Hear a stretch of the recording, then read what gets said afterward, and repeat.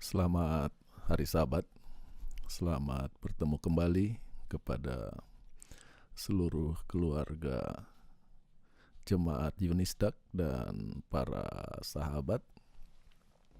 Selamat datang di ibadah kita pada hari Sabat tanggal 3 Oktober 2020.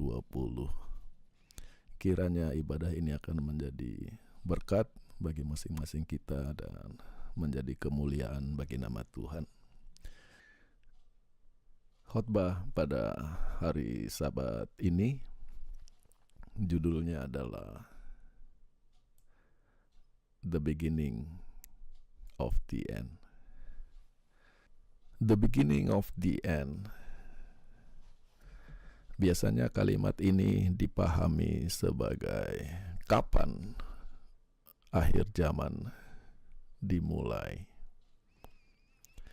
Tapi untuk khotbah kali ini saya hendak membawa perhatian dan pikiran kita kepada kenyataan bahwa Kejadian 1 ayat 1 mempunyai peranan yang sangat penting di dalam pemahaman kita akan eskatologi.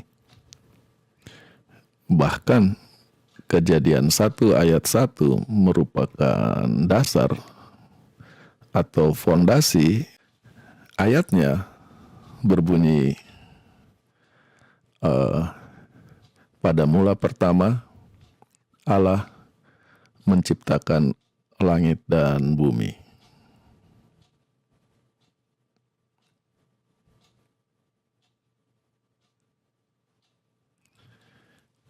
Kalimat yang terlihat sangat pendek dan ringkas, tetapi kalimat ini mempunyai dampak yang sangat besar terhadap seluruh Alkitab. In the beginning, pada mula pertama.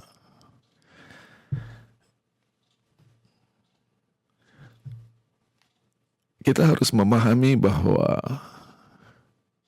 Alkitab ditulis setelah manusia jatuh ke dalam dosa. Bahkan kalau kita mengikuti tradisi yang diyakini oleh orang Ibrani bahwa Nabi Musa adalah penulis buku Kejadian, maka buku Kejadian ditulis ribuan tahun setelah peristiwa penciptaan. Dan apa yang terjadi ketika Musa menulis atau memulai bukunya dengan kalimat in the beginning, bahwa kalau ada sesuatu yang dimulai, akan ada sesuatu yang diakhiri. The beginning implies an ending. Jadi sekarang kita hidup di dunia penuh dengan dosa. Ketika dia mengatakan in the beginning, pada mula pertama, muncul suatu pengharapan bahwa dunia yang mempunyai awal ini akan memiliki akhir dari segala pengalaman yang kita harus hadapi selama ini. Alkitab sendiri mengatakan bahwa langit dan bumi akan berlalu. Para penulis Injil mengutip Tuhan Yesus mengatakan, langit dan bumi akan berlalu, tetapi firman-Ku tidak akan pernah berlalu.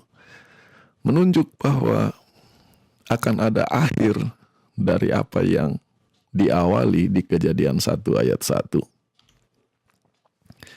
2 Petrus 3 ayat 10. Hari Tuhan akan datang bagaikan pencuri di malam hari, di mana langit akan berlalu dengan suatu gemuruh yang sangat dahsyat ketika segala unsur-unsur akan mencair oleh karena panas yang sangat panas. Dan bumi dalam Alkitab Bahasa Indonesia dikatakan dengan segala isinya, tapi Alkitab Bahasa Inggris lebih indah. And the works that are in it, dengan segala hasil-hasil karya yang ada di dalamnya akan terbakar. Akhir. Dan tentu saja Wahyu 21 ayat 1, aku melihat langit yang baru dan bumi yang baru. Oleh karena langit yang pertama dan bumi yang pertama yang ditunjuk di Kejadian 1 ayat 1, in the beginning had passed away, telah berlalu. Bicara tentang the ending atau akhir, bahasa Grekanya itu eskatos. Itu adalah yang terakhir, yang paling jauh, yang paling ujung dari waktu atau dari space atau dari derajat. Jadi kalau bicara waktu itu menunjuk kepada waktu yang paling akhir. Kalau bicara wilayah itu ketika kita mencapai ujung dari atau ujung perbatasan dari wilayah tersebut. Kalau bicara derajat atau degree, ketika kita mencapai titik tertinggi dari ukuran. Jadi eskatos itu ketika kita mencapai titik yang terakhir. Nah, eskatologi mengambil dari konsep eskatos adalah doktrin atau ajaran atau keyakinan yang bicara tentang akhir dari sejarah dunia ini. Nah, tadi kita sudah lihat Alkitab dibuka dengan in the beginning, pada mula pertama, awal pertama. Dan awal ini memberi implikasi akan ada akhir. Maka sekarang pertanyaannya adalah, what kind of ending? Akhir yang macam apa? Bagaimana bentuknya? Maka kalimat di Kejadian 1 ayat 1 memberi kepada kita arah dan titik terang akhir yang macam apa yang akan dialami oleh dunia ini. In the beginning, God. Pada mula pertama, Allah. Maka sekarang, oleh karena awal dari segala sesuatu dimulai dengan Allah, maka akhir dari segala sesuatu ada di tangan Allah. Oleh karena awal bumi ini dimulai dengan Tuhan, maka bumi ini akan diakhiri dengan atau oleh Tuhan. Dan itu memberi pengharapan kepada kita bahwa Tuhan adalah fokus di dalam biblical eschatology. Dan ini kita bisa lihat bagaimana Alkitab dirancang. Alkitab dibuka dan Alkitab ditutup. Kejadian 1 ayat 1, pada mula pertama Allah. Wahyu 22 ayat 20, ia yang bersaksi tentang semua hal ini berkata, sesungguhnya aku datang segera. Amin. datanglah ya Tuhan Yesus. Sekarang jadi menarik. Yang pertama, Alkitab dimulai dengan Tuhan. Alkitab ditutup dengan janji kedatangan Tuhan. Tetapi kita harus pergi lebih jauh lagi bagi orang yang cermat dan orang yang kritis. Tunggu dulu. Kejadian 1 ayat 1 bicara tentang Allah. Pada mula pertama Allah. Wahyu 22 ayat 20 bicara tentang janji Tuhan Yesus, Lord Jesus, bahwa ia datang segera.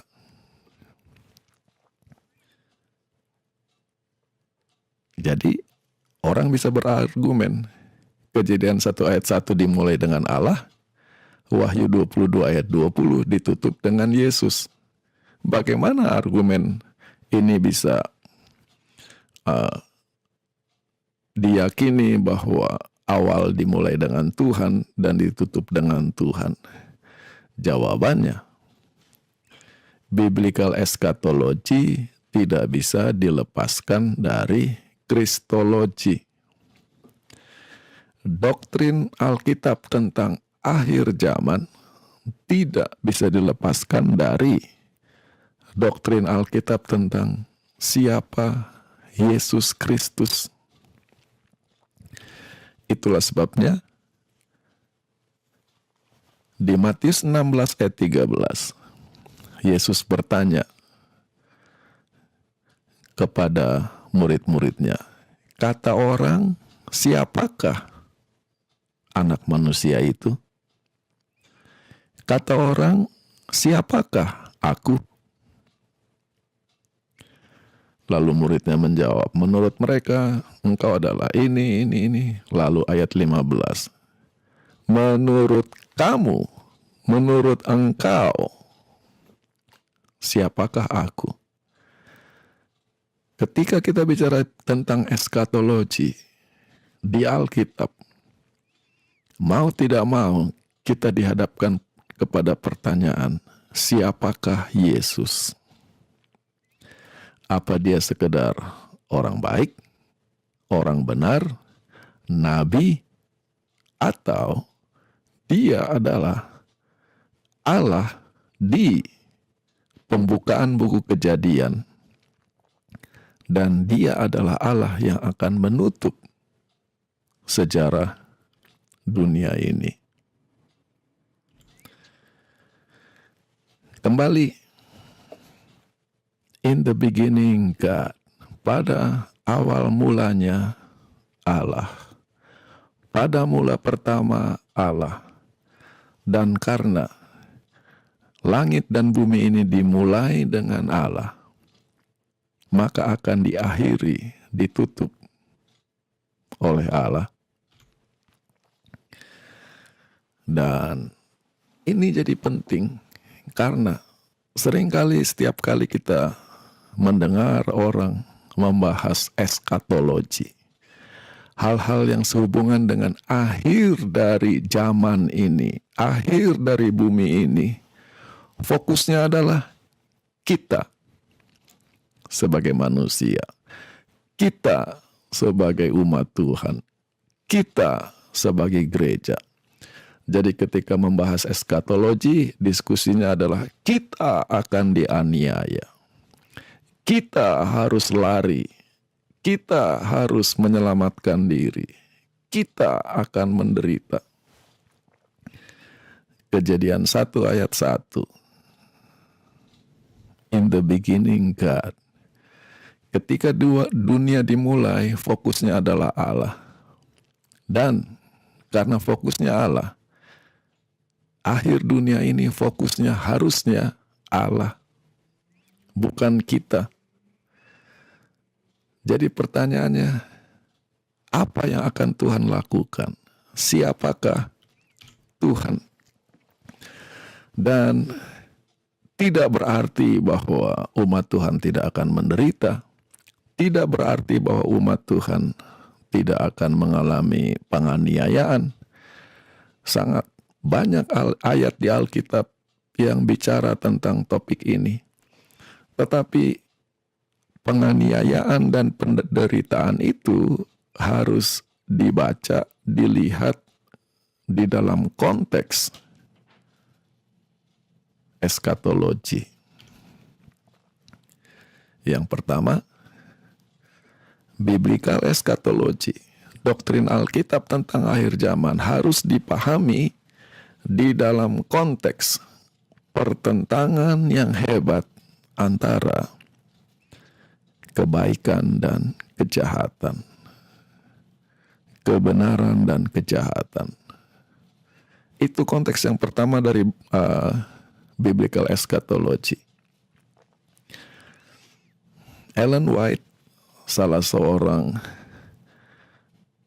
pendiri, saya katakan salah seorang dari para pendiri gereja Advent, dan yang sangat banyak menolong gereja ini melalui tulisan-tulisannya. Ada buku yang ditulis 5 dan diberi nama Conflict of the Ages Series, serial pertentangan segala zaman.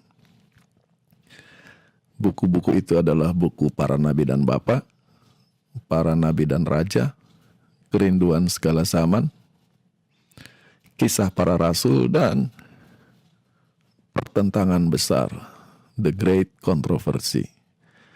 Bisa dikatakan bahwa kelima buku ini adalah suatu renungan rohani yang ditulis oleh Ellen White mengikuti Alkitab dari Kejadian 1 sampai Wahyu pasal 22. Dan di dalam buku Para Nabi dan Bapa, Ellen White menulis, Alkitab adalah buku pedoman sejarah yang paling baik, the most instructive, yang paling jelas yang dimiliki oleh umat manusia. Kenapa? Karena Alkitab itu berasal secara segar, secara langsung dari mata air kebenaran yang kekal. It came fresh from the fountain of eternal truth. Lebih jauh lagi membahas tentang Alkitab, dia katakan, tirai yang memisahkan antara dunia yang kelihatan dan dunia yang tidak terlihat diangkat. Jadi dalam kehidupan sehari-hari kita tidak tahu ada dunia yang tidak terlihat. Yang kita lihat hanya dunia yang kita lihat. Tetapi dengan membaca Alkitab, kita disanggupkan untuk melihat dua sisi dunia ini. Lalu ketika tirai yang memisahkan dunia yang terlihat dan tidak terlihat itu diangkat, kita bisa melihat suatu konflik, suatu pertentangan yang berlawanan antara kekuatan kebaikan dan kekuatan kejahatan. Sejak dosa masuk pertama kali sampai kemenangan akhir dari kebenaran dan keadilan, righteousness adalah kebenaran, truth adalah kebenaran, dan seluruh Alkitab ini adalah pernyataan tentang karakter Allah. This is eschatology. Bahwa eschatology itu bukan bertanya kapan kita harus lari, lalu ada billboard satu difoto, dibesar-besarkan, Sandelo sudah datang, lalu kapan kita harus sembunyi, kapan kita dikejar-kejar. Eskatologi harus dipahami sebagai the conflict of the opposing forces of good and evil. Suatu pertentangan yang sangat hebat antara kebaikan dan kejahatan. Sejak dosa masuk pertama kali, in the beginning, sampai the final triumph, the end, ketika kebenaran dan keadilan menang. Dan di dalam konteks semua ini, yang mau dipelajari adalah karakter Allah.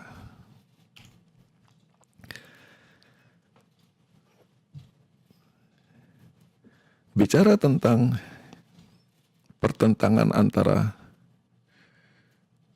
kuasa kebaikan dan kuasa kejahatan,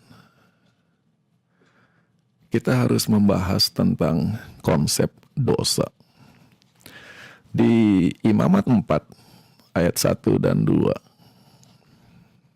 terutama di ayat 2, Tuhan memberi instruksi kepada Musa, apabila seseorang tidak dengan sengaja berbuat dosa, ini bicara tentang korban-korban pengampunan dosa. If a person sins unintentionally, di sini kita lihat kata dosa. Apabila seseorang berbuat dosa secara tidak sengaja.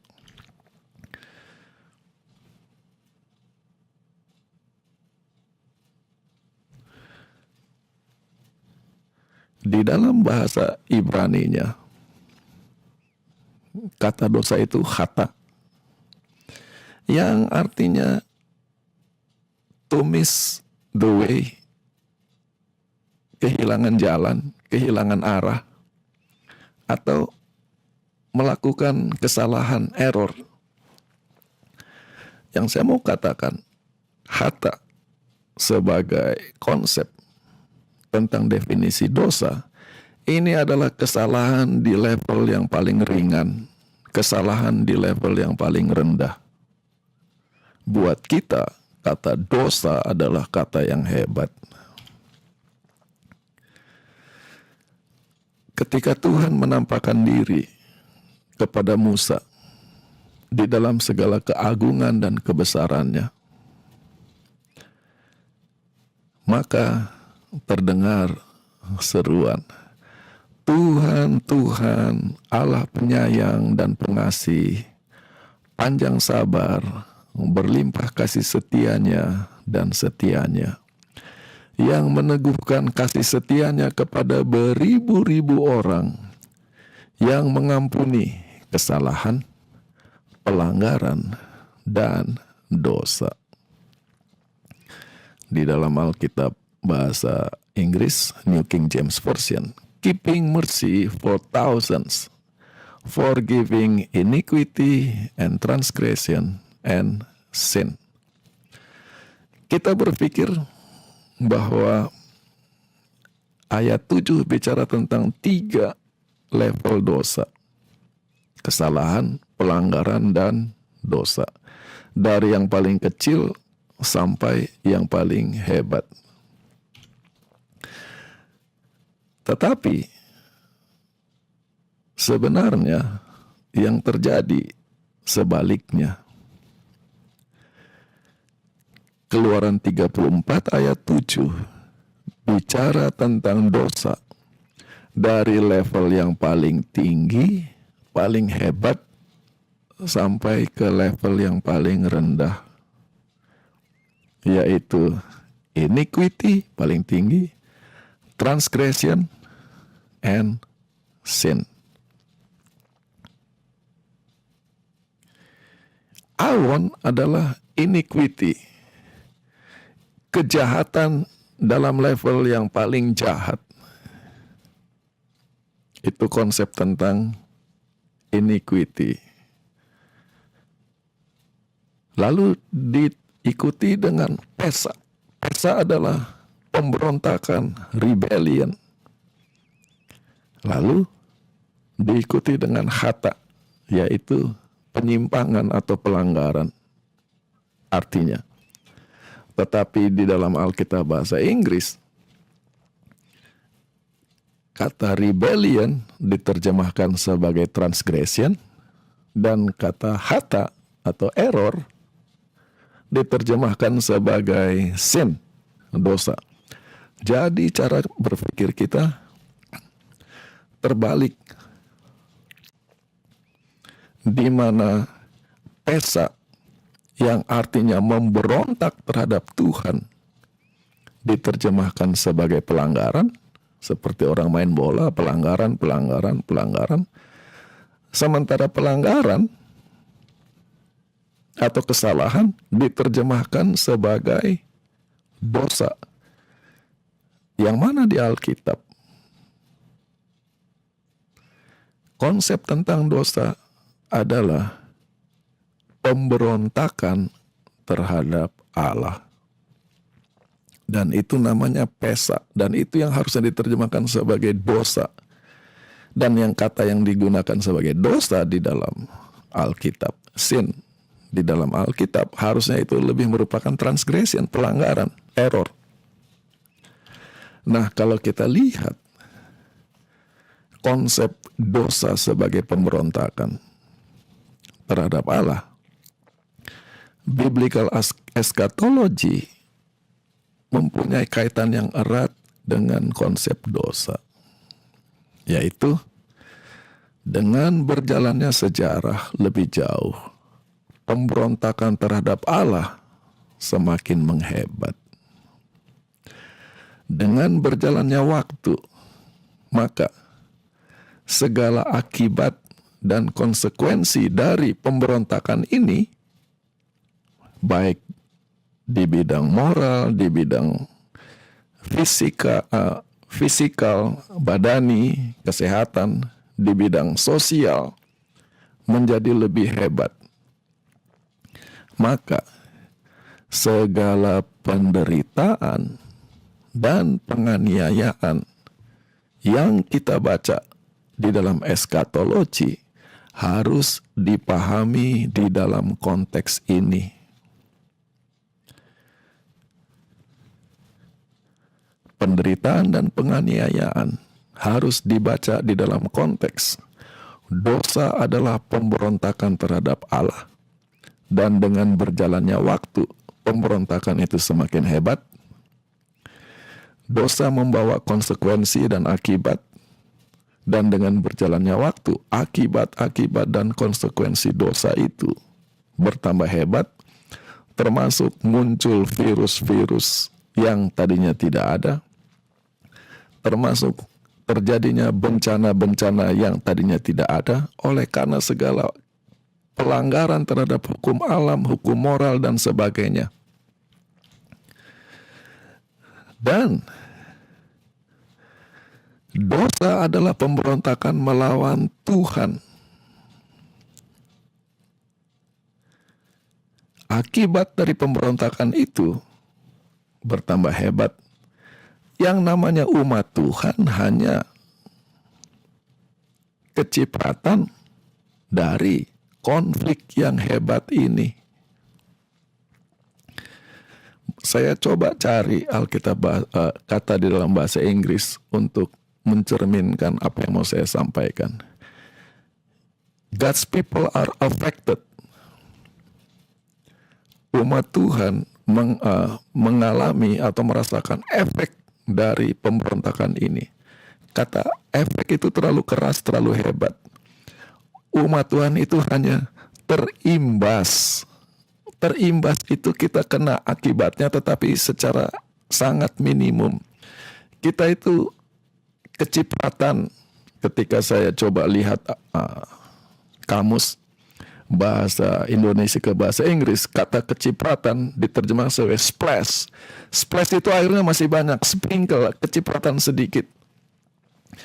Jadi segala penganiayaan, kesusahan di dalam konteks eskatologi itu hanya imbasan dari konflik antara kebaikan dan kejahatan. Itu hanya cipratan. Kita bukan target dari kesusahan itu. Karena pemberontakan itu melawan Tuhan.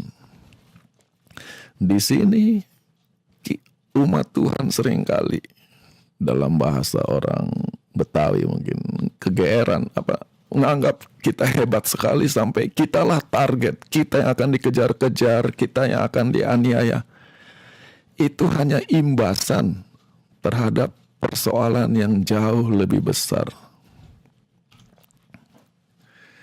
Dan apa yang terjadi terlihat dari pengalaman murid-murid Yesus. Ketika Yesus berdoa di Taman Getsemani dan orang-orang mencari dan menangkap dia. Yang dicari itu Yesus. Tetapi yang lari terbirit-birit, yang lari pontang-panting, yang sembunyi dan ketakutan, murid-muridnya. Padahal mereka bukan target sama sekali. Nah, jangan sampai konsep kita tentang eskatologi akhir zaman itu, kita yang sibuk pontang-panting, lari dan stres. Karena di dalam konteks The Great Controversy, pertentangannya itu yang dicari bukan kita, Tuhan. Kita hanya umat Tuhan, pengikut Tuhan. Itulah sebabnya di Wahyu pasal 11, Yohanes melihat di sorga ke-24 tua-tua jatuh sujud dengan wajah mereka. Saya mau bilang wajah mereka ke bumi, mereka di sorga, jadi wajah mereka ke sorga. Nanti Anda pikir mereka lihat ke atas, tapi ke bawah dimanapun mereka berada. Dan mereka berkata, kami mengucap syukur kepadamu, ya Tuhan Allah yang Maha Kuasa. Lihat eskatologi. Yang sedang ada, the one who is, yang sedang ada sekarang, and who was, yang sudah ada di masa lalu, and who is to come, yang akan ada. Karena sekarang engkau mengambil kuasamu dan kerajaanmu yang hebat itu. Nah, di dalam proses ini apa katanya? The nations were angry. Karena bumi ini dikuasai dosa. Pemberontakan melawan Tuhan itu semakin hebat. Dan mereka itu memberontak melawan Tuhan melalui berbagai cara. Polisi yang dibangun, politik yang dibangun, entertainment yang dibangun, semuanya itu adalah bagian dari pemberontakan melawan Tuhan. Dan dengan sangat simpel, Wahyu 11 ayat 18 menggambarkan, bangsa-bangsa marah, tetapi marahmu datang terhadap mereka. Nah, jadi segala penderitaan dan aniaya ini ada di dalam konteks bangsa-bangsa sedang marah terhadap Tuhan. Tetapi akhir dari semua ini adalah Tuhan akan menurunkan murka-Nya. Berawal dari Tuhan, ditutup oleh Tuhan.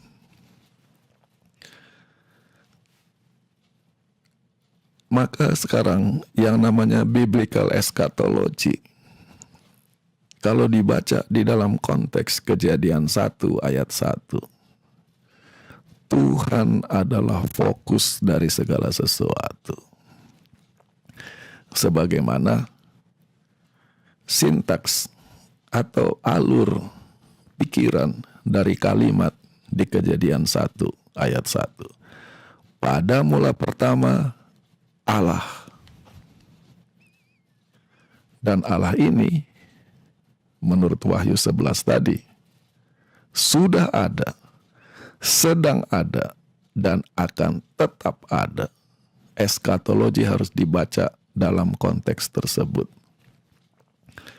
Tapi kalau ada orang yang bisa baca Alkitab dalam bahasa Ibrani, mereka akan ketawa.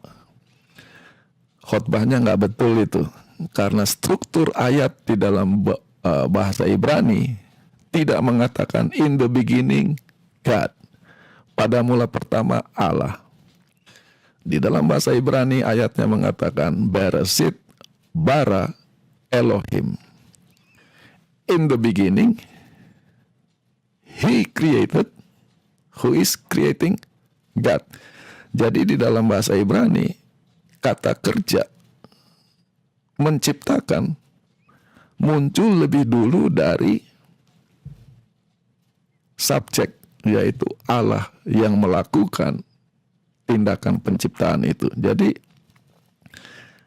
time element pada mula pertama menciptakan. Apa yang dia lakukan? Siapa yang menciptakan? Allah. Itulah struktur ayatnya di dalam bahasa Ibrani. Tapi dalam Alkitab bahasa Inggris, bahasa Indonesia, strukturnya dibalik. In the beginning God, pada mula pertama Allah. Kenapa demikian? Ini adalah benturan budaya dan cara berpikir. Di dalam banyak budaya,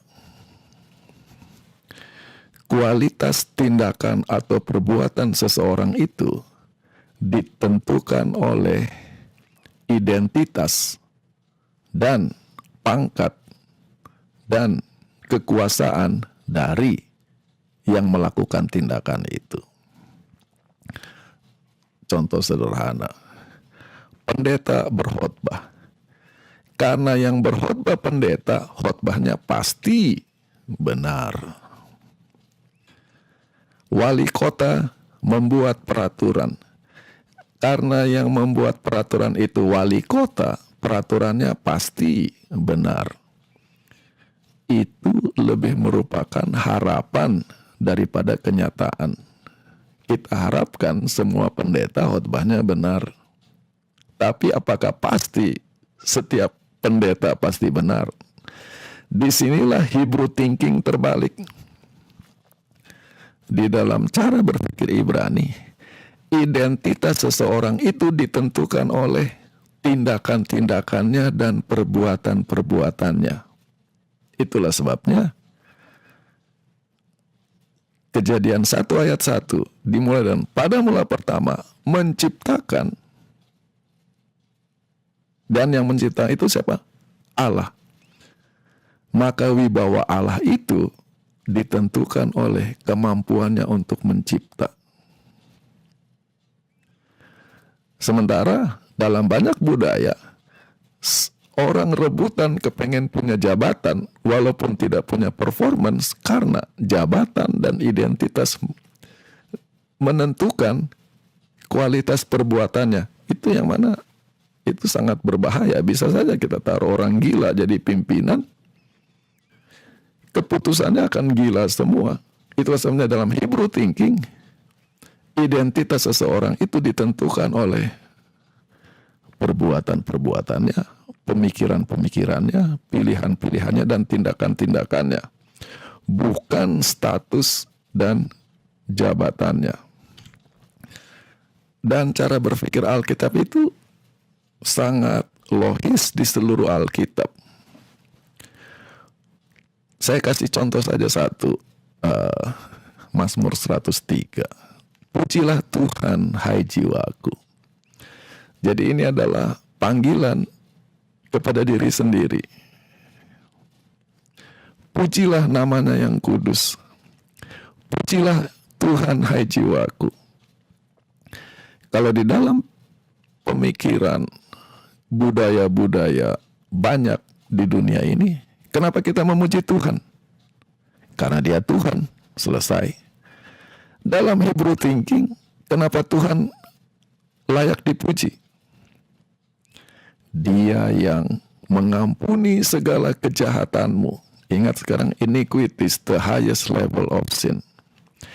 Ia yang menyembuhkan segala penyakitmu. Ia yang menebus hidupmu dari kehancuran. Ia yang memahkotai engkau dengan kasih setia dan kemurahan. Ia yang memuaskan mulutmu dengan hal-hal yang baik. Jadi status Tuhan itu ditentukan oleh apa yang dilakukannya. Panggilan memujinya cuma 3. Bless the Lord, bless His holy name, bless the Lord. Daftar apa yang dilakukannya lebih banyak lagi. Identitas seseorang ditentukan oleh kualitas perbuatan dan tindakannya, bukan ditentukan oleh jabatan atau statusnya. Nah,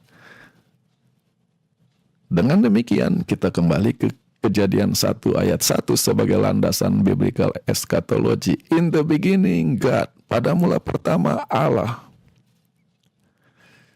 Karena bumi ini berawal dengan Allah, maka bumi ini akan diakhiri oleh Allah. Implikasinya. Maka pertanyaan sekarang, Allah macam apa? Menjawab itu, kata berikutnya di dalam kalimat Kejadian 1 ayat 1. In the beginning God created. Pada mula pertama Allah menciptakan. Menjawab pertanyaan, Allah macam apa? Kata kerja to create, mencipta, dalam bahasa Ibrani-nya bara, artinya adalah memunculkan sesuatu, menghasilkan sesuatu dari yang tidak ada jadi ada. Ini jadi penting. Kalau orang membangun rumah, memang tadinya tanah itu kosong, tetapi kayu diambil dari tempat lain, batu diambil dari tempat lain, semen diambil dari tempat lain, ada bahannya. Itu bukan creating. Di dalam Alkitab, kata bara, to create, hanya Allah yang bisa melakukan, karena tidak ada bahannya. Dari tidak ada jadi ada. Dan apa yang diciptakan, apa yang dibuat dari tidak ada jadi ada. The heavens and the earth. Bukan bikin mobil, bukan bikin rumah, bukan bikin gedung. Langit dan bumi. Dan langit dan bumi itu diciptakan dari tidak ada. Kuasa penciptaannya tidak terukur. Dan karena dia adalah pencipta langit dan bumi, dari tidak ada jadi ada, maka kontrol Tuhan terhadap sejarah bumi ini tidak terpahami. Kita perlu komentar sedikit. Biasanya seorang pemilik mempunyai kontrol terhadap satu objek. Semakin besar kepemilikannya, semakin besar kontrol yang dimiliki terhadap objek itu. Kalau saya punya mobil, maka saya punya kontrol terhadap mobil itu. Kapan mau saya pakai, kapan mau saya simpan, kapan mau saya cuci. Saya yang berkuasa. Kalau tiba-tiba ada orang datang mencuci mobil saya tanya, kenapa kamu cuci? Itu sudah bicara tentang kontrol. Ini hanya bicara kepemilikan. Tetapi kalau ini bukan Tuhan pemilik langit dan bumi. Tuhan adalah yang membuat langit dan bumi ada dari tidak ada. Maka kontrol Tuhan itu sangat besar terhadap langit dan bumi. Dan Tuhan macam inilah yang mengontrol sejarah.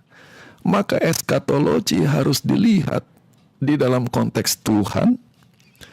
Tuhan yang maha kuasa, Tuhan yang maha hebat, maka di dalam menjalani sejarah dunia yang diwarnai dengan pemberontakan terhadap Tuhan, dan kita harus mengalami imbasan-imbasan dan cipratan terhadap pemberontakan itu. Sikap kita bagaimana? Roma 8 ayat 38 dan 39. Karena aku yakin, bahasa Inggrisnya persuaded. Persuaded itu setelah melihat jadi percaya, jadi yakin bahwa baik kematian atau hidup, malaikat atau kuasa-kuasa atau kekuatan-kekuatan, baik hal-hal saat ini atau hal-hal yang masa depan, eskatologi, baik yang tinggi di atas atau yang jauh di bawah di dalam, atau ciptaan-ciptaan lain, mau setan, mau binatang yang keluar dari laut, mau binatang yang keluar dari darat, buku Wahyu akan sanggup memisahkan kita dari kasih Allah yang ada di dalam Yesus Kristus Tuhan kita. Eskatologi harus dibaca dalam konteks Kejadian 1 ayat 1. Karena Allah adalah pencipta langit dan bumi. Sehebat-hebatnya goncangan di langit dan bumi, ada Tuhan. Dan kita dipanggil untuk berlindung kepada Tuhan itu. Bukan hanya itu, mungkin bukan, bahkan apapun yang terjadi dalam sejarah, dalam alam, dalam kenyataan hidup, tidak akan memisahkan kita dari kasih Allah. Di Wahyu 4, kembali, ke-24 tua-tua sujud dan berkata, Engkau layak ya Tuhan untuk menerima kemuliaan, penghargaan, dan kekuasaan. Kenapa? Karena Engkau mencipta segala sesuatu, dan oleh kehendak-Mu mereka ada dan tercipta. Ini adalah kunci eskatologi. Engkau menciptakan segala sesuatu. Sampai setan pun ciptaan Tuhan. Dan setan pun ada di bawah kontrol Tuhan. Benar dia ciptaan, benar dia di bawah kontrol. Tapi dia bisa memberontak. Tapi kita harus ingat, dia itu eksis hanya karena by your will. Kalau Tuhan mau dia berhenti eksis, selesai. Di dalam belajar eskatologi kita terlalu membesar-besarkan setan, bala tenteranya, kekuatan-kekuatan. Kita lupa bahwa mereka semua itu eksis by God's will. Karena dia pencipta segala sesuatu. Ini adalah bahasa Kejadian 1 ayat 1.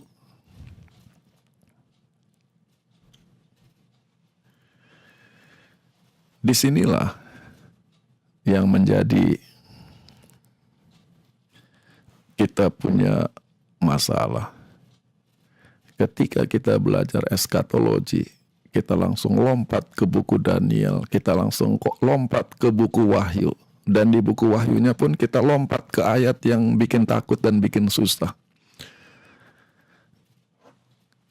Eskatologi harus dibaca dalam konteks Kejadian 1. In the beginning, God. Pada mula pertama Allah. What kind of God? The one who create. What is the space of his creation? Langit dan bumi. Lalu di ayat 2. Bicara sebelum penciptaan, bumi itu tidak berbentuk, kosong, gelap, kembali. Dengan perjalanan sejarah dunia, oleh karena dosa pemberontakan terhadap Tuhan, maka bumi ini jadi tidak berbentuk, hidup ini jadi kosong, kita secara rohani dan secara pikiran gelap, dengan segala yang terjadi. Tetapi ceritanya tidak berhenti di situ. Di ayat 3 Tuhan berkata, jadilah terang, dan terang pun jadi. Kalau kita baca Kejadian 1 ayat 1 dan Kejadian 1 ayat 3, ada Allah, ada terang. In between ada tidak berbentuk, ada kekosongan, ada kegelapan. Jangan berhenti di dalam kekacauan, kekosongan, dan kegelapan ini. Ini hanya bagian dari perjalanan sejarah.